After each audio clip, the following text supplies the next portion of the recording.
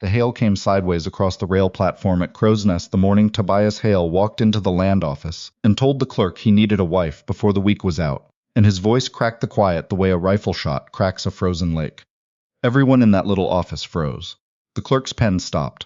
A woman buying a parcel map pressed it to her chest. Tobias Hale, the man folks called the Ghost of Sentinel Pass, the half-wheeled trapper who came down from the high country twice a winter and spoke to no one, was standing in the middle of town asking for help like a drowning man asks for rope. Before you find out why a woman who'd sworn off marriage said yes to the most feared man in the territory, leave a comment telling me which town you're listening from. I read everyone. Now hit that like button, and let's begin. Ren Macaulay heard about it the way everyone in a small Alberta town hears about anything, which is to say she heard about it 3 times before noon, and twice with the details all wrong. She ran the apothecary on the corner of 2nd and Dominion, a narrow shop that smelled of camphor and dried mint, and she'd built her whole life on the principle of not getting involved.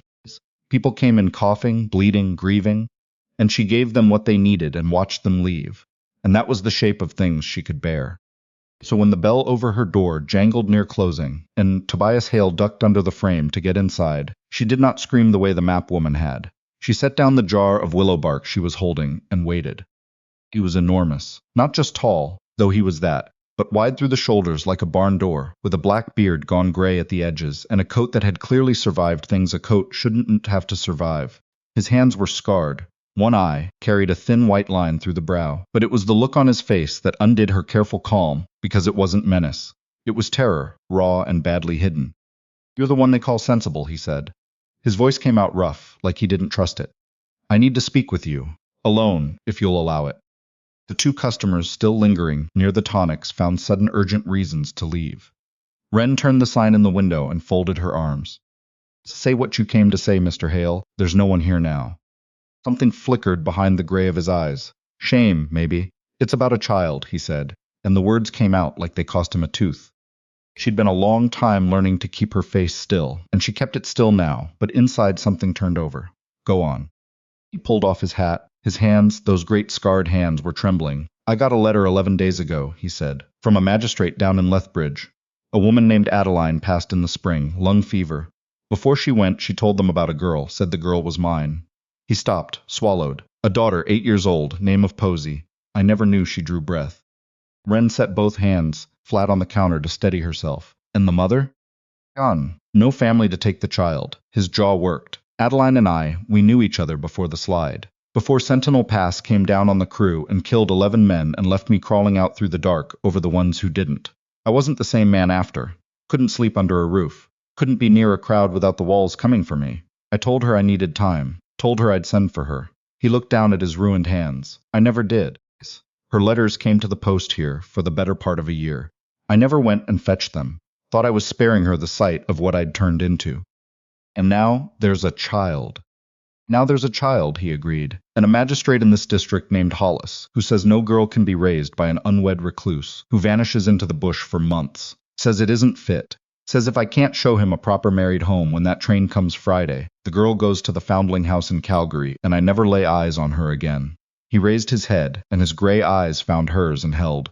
"So I'm asking. I know what it sounds like. I've got no right to it, but I'm asking." For a moment, the only sound was the brass clock on the shelf, and the hail ticking against the window glass. "You're asking me to marry you," Wren said slowly. "A man I've never traded 10 words with." "A year," he said. "That's what Hollis wants to see. 1 year of a settled home. I'm offering a bargain, not a marriage. You stand up with me before the train comes. You help me hold on to my girl through the year, and then it ends. Annulment.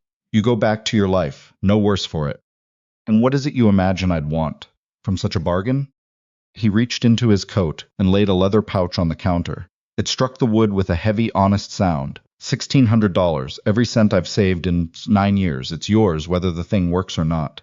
He drew a breath. "And the deed to this building. I own it. Have done for 4 years, since old Pemberton died and his widow needed cash quick. I've been letting it back to you through an agent, so you'd never know.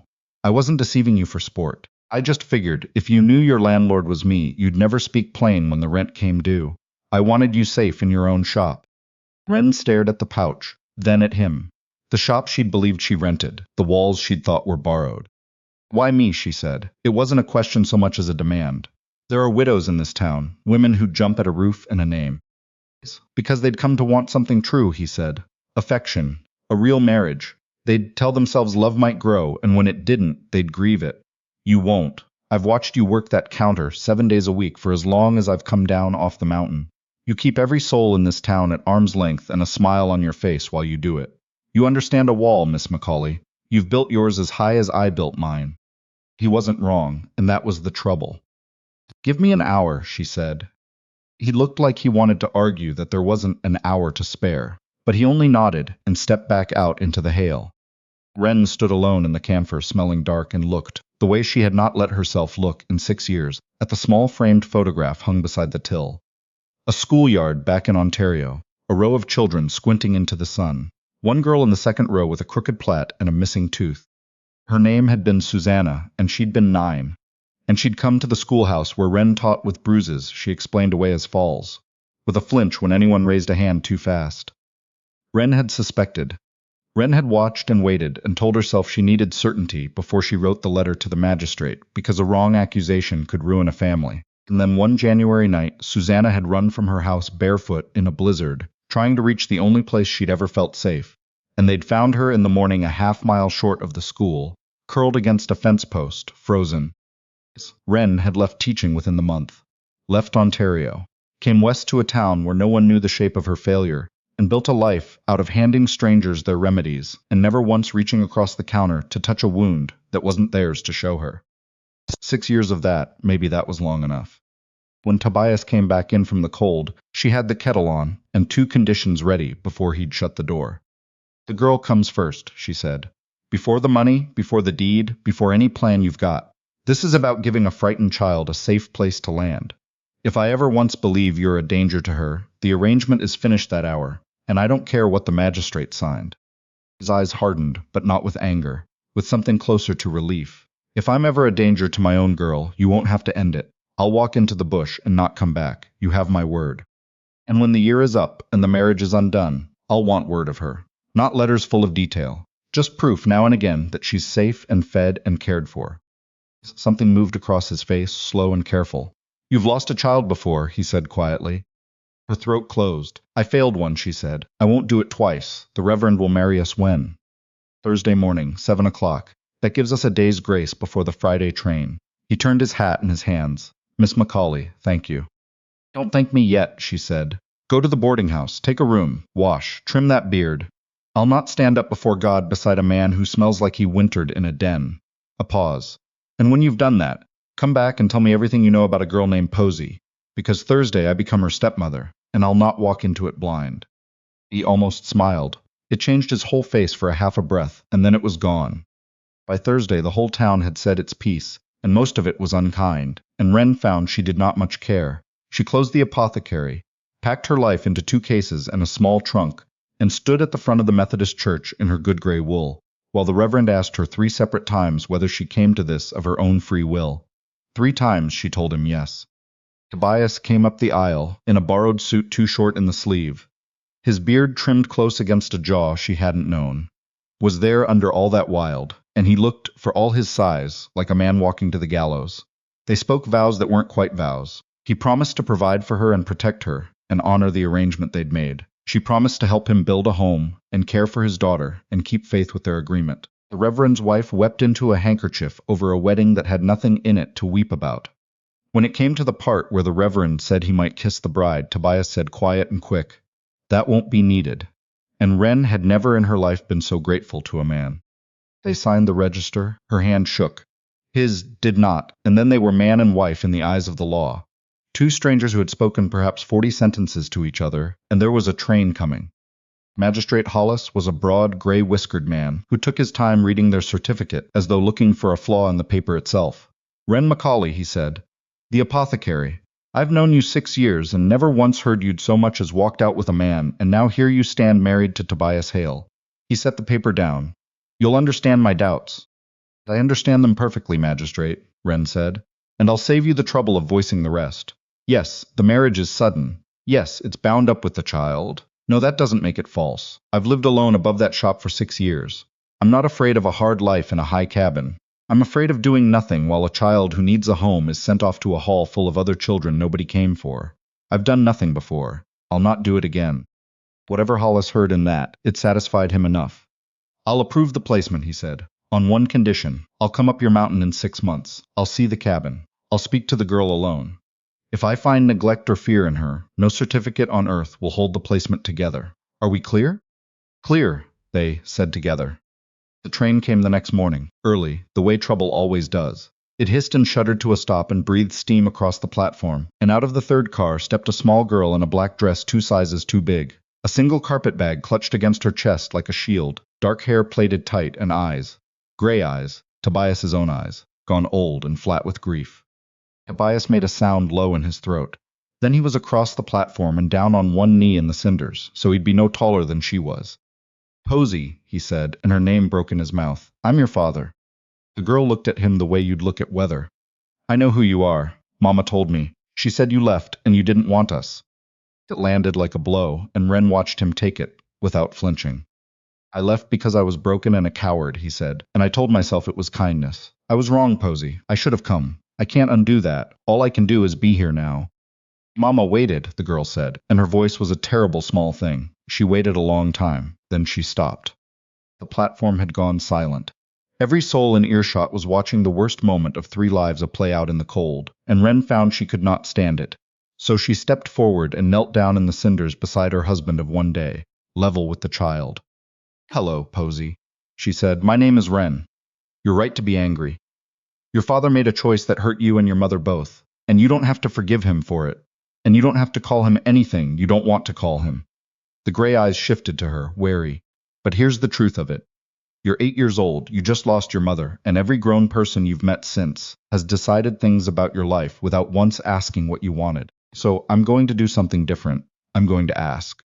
Hollis started to object. Wren did not look at him.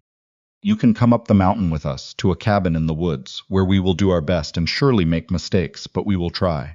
Or you can tell the magistrate here you'd rather the hall in Calgary, and I'll not lie and tell you it'd be a soft place, but it would be yours to choose. Either way, somebody's finally asking you. The girl studied her for a long moment, and something in her face was the face of a person twice her age. If I go, she said, and I hate it, can I leave? In 6 months, the magistrate comes to check that you're safe and happy. If you tell him you're not, he'll listen. This isn't a cage, Posy. It's meant to be a home. The child looked down at the bag in her arms. Mama's things are in here, she whispered. Her comb, her hymn book, her little ring. You keep every last one of them, Tobias said hoarse. Anything that was hers is yours, I swear it. Posy's chin trembled. She did not cry.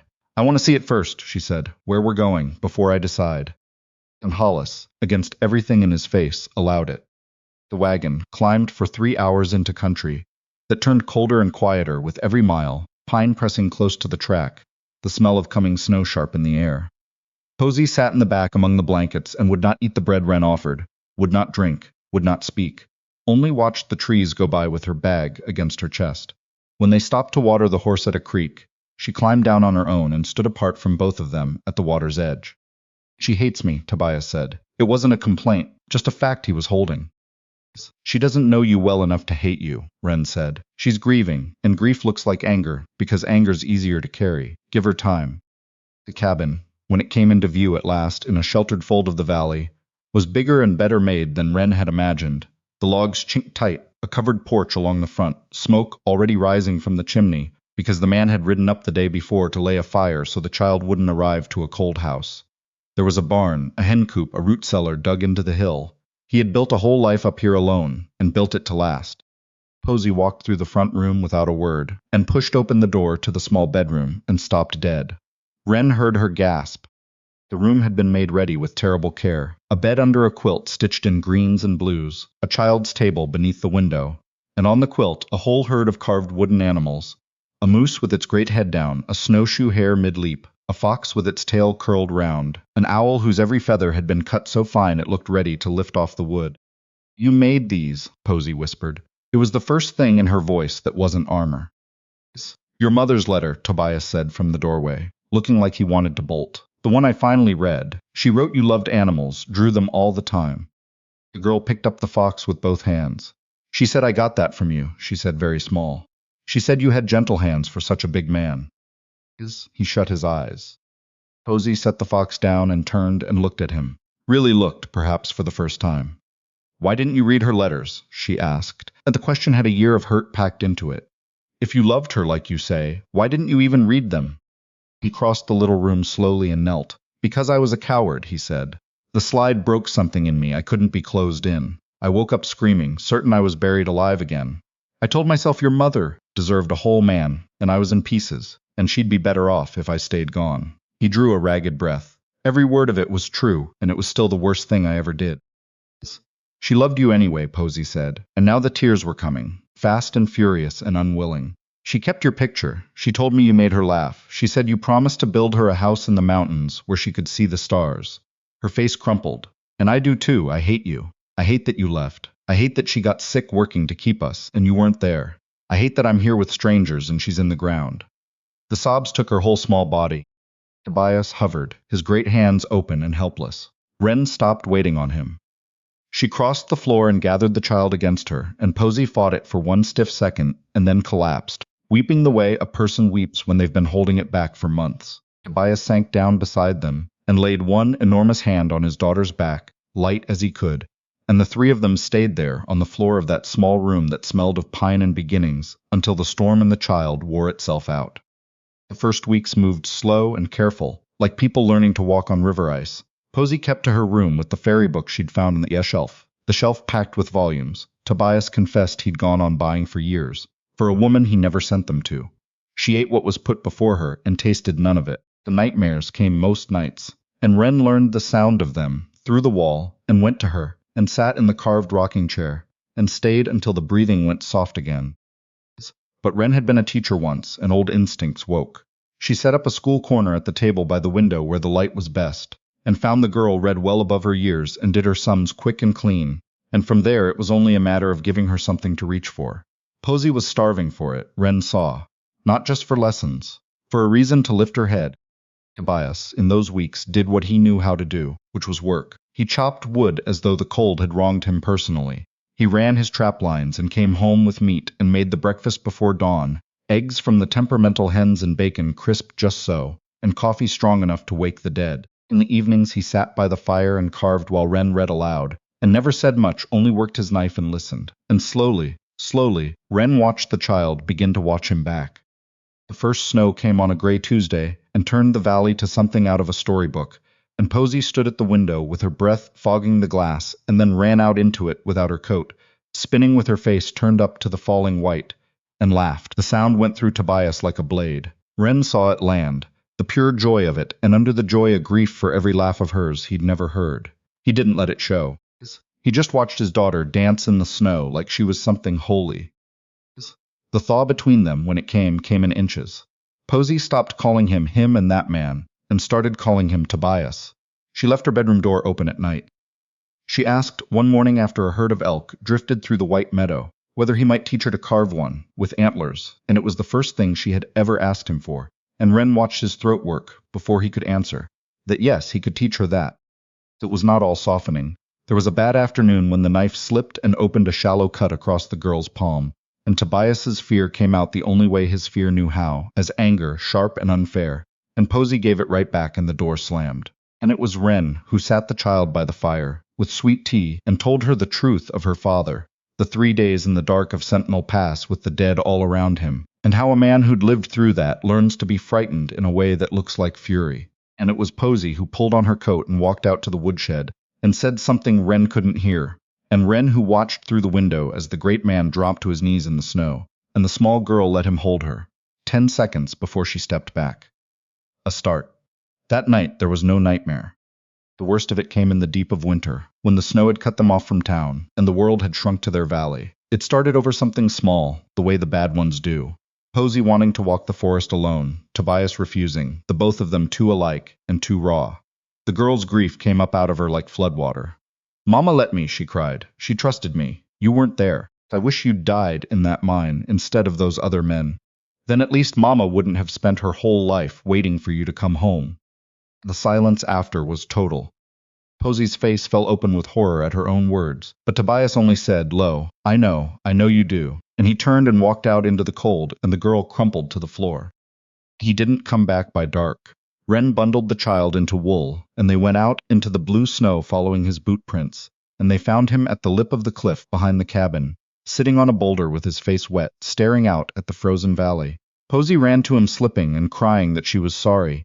She didn't mean it. She only wanted to hurt him because she hurt, and he caught her up against his chest and held her. I don't want you to die, she sobbed into his coat.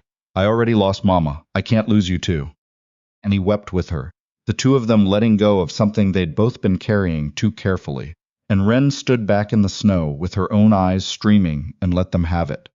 That night, by the fire, with Posy curled in her father's lap in a way she'd never once allowed, the girl asked him to tell her about the mine. And he told her, all of it, the dark and the screaming and the 3 days, sparing himself nothing. And when he was done, she was quiet a long while, and then she said, I'm scared too, that you'll leave.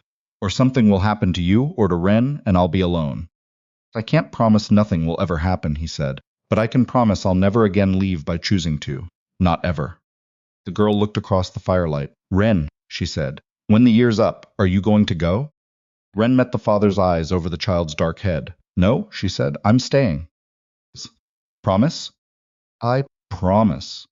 And Posy let out a long breath and settled deeper into her father's arms and said, as if it were the simplest fact in the world, then we're a family, and neither of them could find a reason to tell her she was wrong. The hardest night was still ahead of them. In the dead of February, the girl woke burning with a fever that climbed and would not break, until she was talking to her dead mother in the dark, and Wren was wringing cloths in cold water, with hands that wouldn't stop shaking, because she had stood at a window once before, and waited too long while a child slipped away. And she would not do it again. Tobias went out into snow no wagon could cross, on foot, 3 miles to a trapper named Birch who'd carried army medicine, and brought him back through the dark by main strength. And the old man dosed the girl with bitter herbs and said the next hours would tell, they told. Near midnight the fever broke, and Posy opened clear eyes and asked why everyone looked so worried, and Wren laughed with tears pouring down her face and called her an impossible child. It was after that night that the careful distance between Wren and Tobias finally wore through. They had become somewhere in the long winter, something neither had bargained for. Not landlord and tenant, not strangers in a contract, partners. 2 people who'd held a child between them through the dark and come out the other side bound by it. Spring came late and grudging to the high country, and with it came Magistrate Hollis, his horse bracing snow that still lay deep in the passes. He walked the cabin with sharp eyes, and found a girl who was fed and warm, and reading 3 years above her age. A girl who showed him the carved animals on her shelf, and the elk that came to the meadow and the hens that pecked her when she gathered eggs. He spoke to her alone for the better part of an hour. When he came out, his face had changed. When you came to me, he said to Tobias, I thought you were desperate or mad, likely both. I didn't believe a marriage built in a week could make a home. He paused. I was wrong. That child in there is grieving still and will be a long while yet. But she's safe. She told me she wants to stay. She told me you were both trying your best, and that maybe that was enough for now. He drew out his papers and signed them on the table. The placement is permanent. I'll not need to come again. Don't make me sorry. After the magistrate had gone, Posy came out from where she'd been listening behind the door, and looked between the 2 adults who'd kept her through a winter, and said, I told him the truth, that I'm still sad, that I'm still mad sometimes. She looked at her father. But that you're trying, and that's true too. Tobias knelt down in front of his daughter. I'll spend the rest of my life trying to be worth that, he said. Posy reached out and touched his scarred hand the way her mother once must have. Mama said promises are easy to make and hard to keep, she said. So don't promise. Just do it. All right, he said. I'll do it. The garden they planted that spring was Wren's idea. Vegetables for scents and flowers, for no reason at all. And when Posy asked why plant something that would only die when the frost came back, Wren knelt in the dark soil beside her and told her that a season of beauty was worth more than no beauty, that you plant the thing knowing it won't last, and you plant it anyway, because that is the whole of what love is. Is that what you did? Posy asked, her small hands deep in the earth. With us. Planted something even though you didn't know it would last? Wren looked up and found Tobias watching them both from across the turned ground, and she did not look away from him when she answered. Yes, she said, but this one didn't die with the season. This one kept on growing. It was high summer, more than a year after the train, When the magistrate's paperwork was finally drawn up to make the marriage true instead of a bargain, and they signed it without either of them having to be asked twice, and Posey launched herself at the both of them and declared they were stuck with her for good. The town that had whispered scandal grew used to the sight of the three of them, and the whispers wore down to nothing the way river stones wear smooth. The woman who had once sworn never again to reach across a counter for a wound that wasn't hers had reached, with her whole arm, with her whole life, and the reaching had not destroyed her. It had saved her. She never stopped carrying Susanna, but the weight changed shape over the years, from a stone in her chest to a steady, quiet voice that said, "Do not wait. Act, however imperfectly. We honor the ones we couldn't save by fighting like the devil for the ones we still can." And on the cold nights, in that cabin in the fold of the valley, with a fire going, and a girl reading aloud and a broken man made whole enough carving by the hearth, Wren Hale understood at last that the bravest thing a guarded soul can ever do is let itself be loved, and that the family you build out of the wreckage of the one you lost can hold more weight than you ever believed, because you chose it every single day, knowing exactly what it would cost, and deciding it was worth the price. I've thought a long while about why Wren said yes that day in the apothecary, and I keep coming back to a plain truth. Nothing in this story happened by accident. Every gentle thing that grew in that mountain cabin grew because somebody, at some hard moment, chose to do the decent thing when the easy thing was to turn away. Tobias drove into Crow's Nest and humbled himself in front of a whole town because he'd finally decided his daughter mattered more than his shame. Wren took his bargain not for the $1,600 or the deed, but because a girl named Susanna had once died waiting on her to act, and she swore she'd never freeze in that doorway of indecision again. Cause and effect all the way down. You plant kindness and you get a family. You plant silence and you get a fence post in the snow. What I take from Wren most of all is that being good is not a feeling you have. It's a thing you do with your hands and your feet.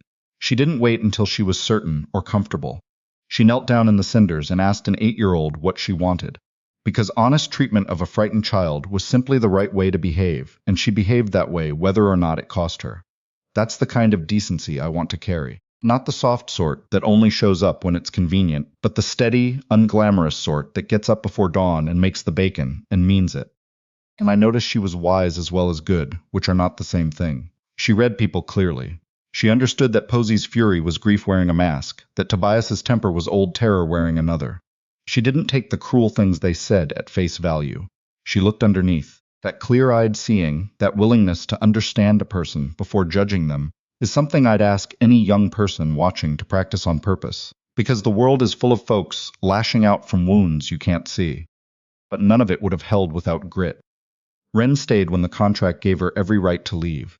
She wrung cold cloths through a fever night, with shaking hands and a memory screaming at her, and she did not run. Posey let herself be loved again after loss had taught her that loving costs you. Tobias dragged a doctor 3 miles through snow that should have stopped a man. That stubborn endurance, the refusal to quit on people who are worth it, is the muscle that makes goodness and wisdom amount to anything at all. So here's what I hold on to. Build yourself into someone who does right when it's hard, who looks past the mask to the hurt beneath, and who simply will not let go of the people you've chosen. Do that, and you can take the broken pieces of whatever you've lost and fit them into something that holds. Wren proved it. The cabin still stands.